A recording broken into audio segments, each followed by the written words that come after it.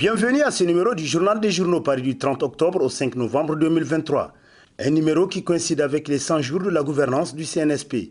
À cet effet, le peuple nigérien relève le défi de la résilience. Le CNSP reste droit dans ses bottes, titre à sa une l'hebdomadaire L'Éclosion, qui rappelle que ce vendredi 3 novembre, la transition militaire a 100 jours de gouvernance. 100 jours de menaces, 100 jours de défis énormes et multiformes.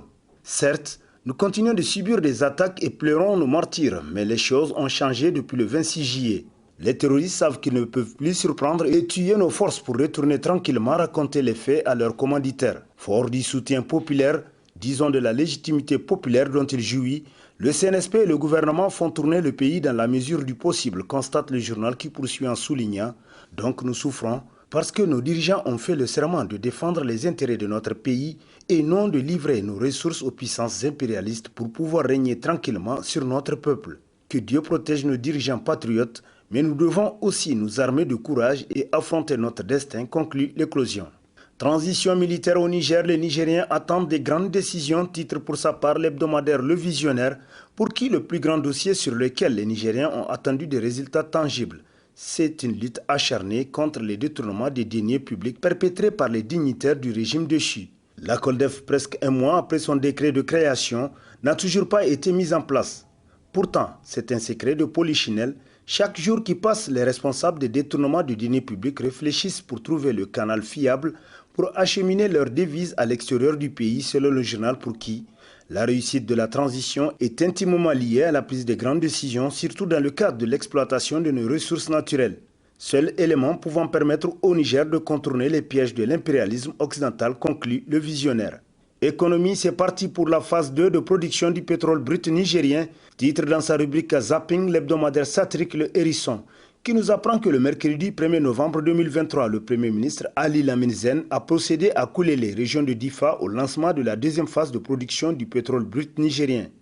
Il était accompagné dans ce déplacement du ministre du Pétrole et de l'Énergie Mahaman Mustafa Barké et des responsables chinois de la Société d'exploitation du pétrole brut nigérien, ainsi que de plusieurs autres personnalités civiles et militaires du pays. À compter de cette date, la production du Niger passera de 20 000 barils jour à 110 000 barils jour, dont 90 000 seront voués à l'exportation à travers le pipeline Niger-Bénin.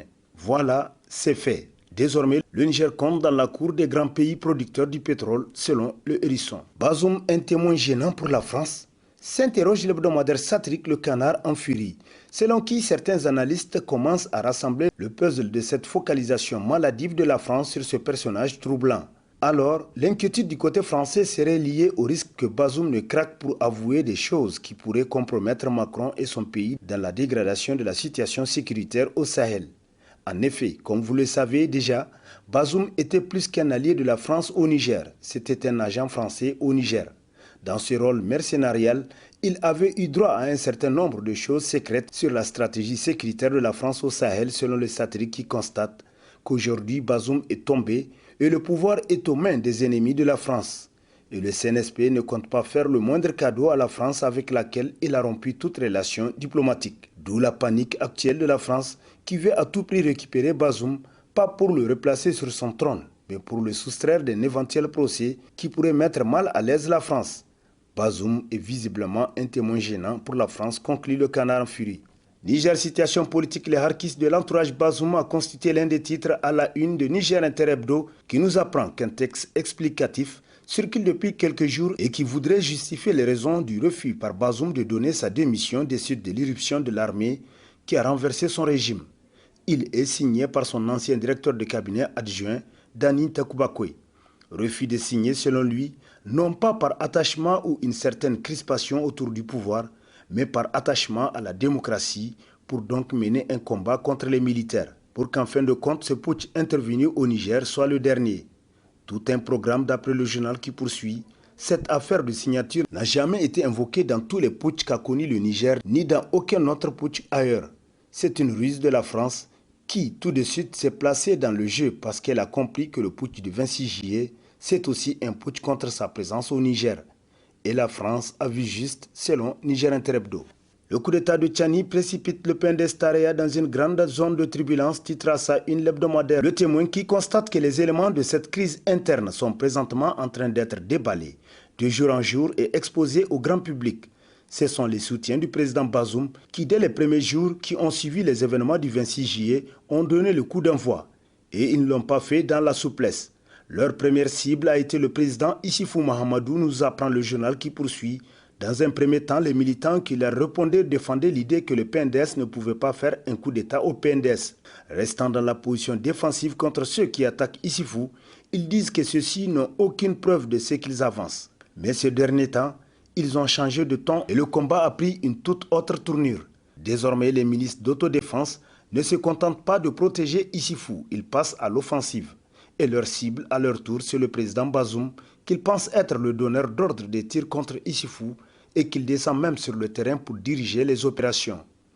Du jour au lendemain, les camarades qui savaient taire ou gérer leurs divergences le plus souvent à l'interne, au mieux des intérêts du parti, ont transformé ce parti en champ de bataille où les combats sont d'une intensité jamais égalée. Et cette fois, contrairement aux épisodes passés au cours desquels le PNDS a connu des crises, il ne s'en sortira pas indemne et pire même, les camarades risquent d'eux-mêmes de détruire cette forteresse que le PNDS qui paraissait imprégnable, conclut le Témoin. Afrique du crépuscule de la France-Afrique à la seconde indépendance, titre pour l'éditorial de sa parution date du 30 octobre 2023, le quotidien privé Mouria, pour qui c'est ce qu'il convient aujourd'hui de qualifier de déclin de la France-Afrique, matérialisé surtout par la montée en puissance de la rhétorique anti-française ou du sentiment anti-français qui en réalité est un rejet brutal de la politique des autorités françaises en Afrique, désormais assimilé à une forme inacceptable d'ingérence assortie d'une véritable arrogance à l'endroit d'une Afrique aujourd'hui décomplexée, qui exige d'être traitée comme un continent d'hommes normaux, contrairement à celui des sous-hommes ayant toujours besoin de la tutelle de l'Occident pour donner une opération à son avenir. Ce paternalisme avilissant a fini par susciter une levée de boucliers au sein de nouvelles générations assoiffées de justice, dont les desiderata ont été considérablement négligés par l'Élysée qui considérait ces agissements à un feu de paille. Du reste, n'oublions jamais que tout peuple est le premier responsable de son avenir par l'action ou l'inaction de toutes les composantes de sa société. Si aujourd'hui dans ces pays, l'ennemi commun à abattre est la France, force est de reconnaître que l'ennemi numéro 1, tapis dans toutes les nations, s'il doit être débusqué en toute objectivité, sortira de leur rang. D'autant plus que c'est de l'extérieur où l'impérialisme s'est toujours appuyé sur les tares à l'intérieur de ces pays pour promouvoir sa domination et son ancrage en explorant allègrement les ressources de ces nombreux scandales géologiques que regorge le continent africain, conclut Mouria La Voix du Niger. Sanctions de la CEDEAO contre le Niger, les va-t-en-guerre de la CEDEAO traitent fort de trahison, s'exclame l'hebdomadaire Le Monde aujourd'hui, qui constate que fidèle à sa tradition pacifiste, le Togo de Faure Gnassingbé Yadema s'est dès le départ de la crise politique nigérienne montré réticent face à l'option militaire de la CEDEAO contre le Niger. Sans hésiter, le président Faure avait accepté à la demande des Nations Unies de laisser passer les produits médicaux à destination du Niger. Mieux, le Togo a accepté de recevoir sur son port le fret maritime du Niger afin d'atténuer les souffrances des pauvres populations. Alors, il n'en fallait pas plus pour les chefs d'État va-t-en-guerre de la CEDEAO pour accuser le président Faure de trahison, au motif qu'il aurait violé les décisions de l'organisation. Ainsi, si aider les pays du Sahel à se ravitailler normalement en produits de première nécessité pourrait être considéré comme un acte de trahison, le président Faure ne s'en offusquerait outre mesure, conclut Le Monde aujourd'hui. Affaire produits phytosanitaires à Zender, des proches du président Déchu dans l'escroquerie, titre dans ses colonnes l'hebdomadaire Le Courrier, qui nous apprend que cette affaire d'escroquerie dans l'achat des produits phytosanitaires porterait sur 5 milliards de francs CFA. Selon des sources proches du dossier, la commande aurait été donnée à un proche du couple présidentiel de l'époque qui a abusé de l'État. En lieu et place des produits phytosanitaires, il aurait rempli des bidons avec de l'eau et de l'essence pour livrer au service du ministère de l'Agriculture. Une véritable escroquerie qui ne doit pas rester impunie. C'est pourquoi les Nigériens sont unanimes sur l'impérieuse nécessité d'un véritable changement.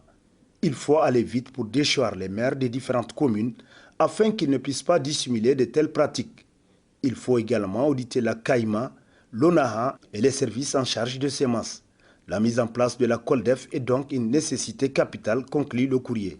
Amélioration significative de la situation sécuritaire, plusieurs écoles réouvertes, titre dans sa rubrique Nation, le bimensuel Le Troisième œil, qui constate que depuis 2011, plusieurs régions du Niger, dont principalement celles de Tillabéri, Tawa, Difa et Maradi, vivent sous les menaces terroristes, conséquence d'une mauvaise gestion de nos ressources ayant occasionné le déplacement de milliers et de milliers de paisibles citoyens vers d'autres zones et souvent même dans d'autres pays limitrophes. Pendant plusieurs années, ces régions ont subi des assauts meurtriers des mouvements terroristes invisibles par les drones des différentes bases étrangères installées dans le pays.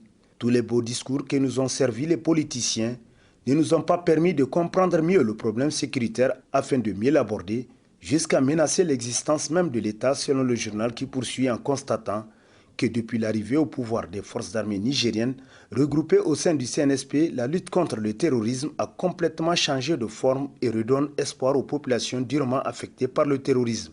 À Tillabéri, tout comme à Difa, les populations déplacées regagnent leur village. Plusieurs écoles ont réouvert leurs portes. Sur le champ de bataille, nos forces de défense et de sécurité enregistrent chaque jour des succès.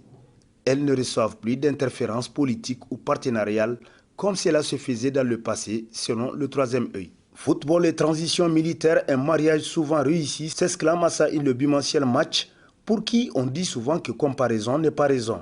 L'on se souvient, lors de la transition militaire entre 2010 et 2011, c'était le général Maïmanga Oumora, chef d'état-major particulier du président Tanja, qui avait hérité du portefeuille des sports.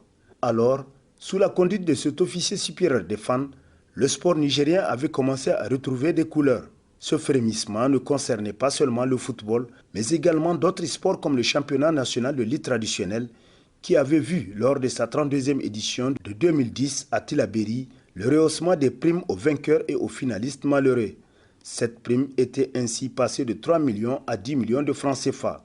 Revenons au football pour noter que c'est sous son magistère que le MENA avait commencé ses campagnes victorieuses avec aussi la participation à la phase finale du CHAN au Soudan en 2011, nous rappelle le bimensuel pour qui, aujourd'hui, on voit bien ceux qui soutiennent l'action salvatrice du 26 juillet 2023, c'est majoritairement la jeunesse. Or, le sport est l'affaire de la jeunesse. Par conséquent, dans un pays composé à plus de 70% de moins de 30 ans, la promotion du sport relève d'une priorité nationale. C'est d'ailleurs cette lecture objective qui explique l'attribution de ce portefeuille ministériel au colonel-major Abdourahmane Amadou, porte-parole du CNSP. Ainsi, le journal juge nécessaire d'assurer le financement du sport à travers des mécanismes pérennes de financement. D'où l'importance et l'urgence que revêt l'adoption du décret d'application de la loi 98-14 du 1er juin 1998. Voilà ce qui est attendu de la transition actuelle dans le domaine du football et du sport en général.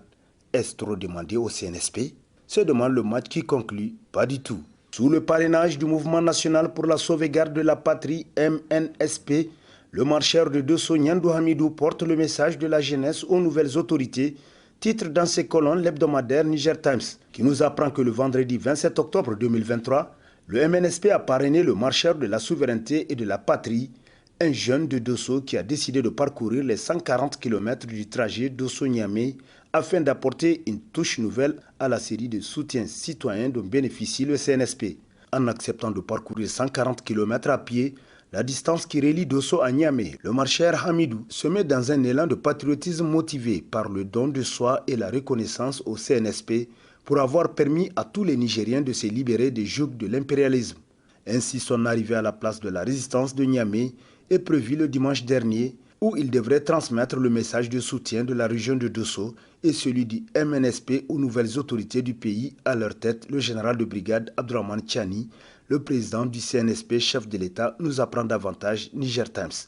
Et sur ce prend fin le présent numéro de la revue de presse. Prochain rendez-vous, plaise à Dieu dans une semaine avec toujours la même passion de vous servir. Bonne lecture et au revoir.